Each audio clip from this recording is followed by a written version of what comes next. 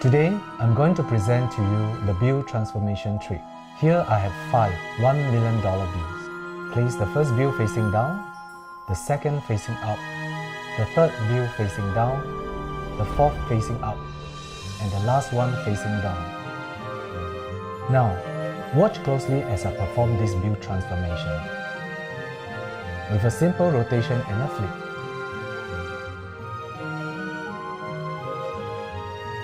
There, all the inverted bills in the stack are now magically facing outwards. Thank you for watching.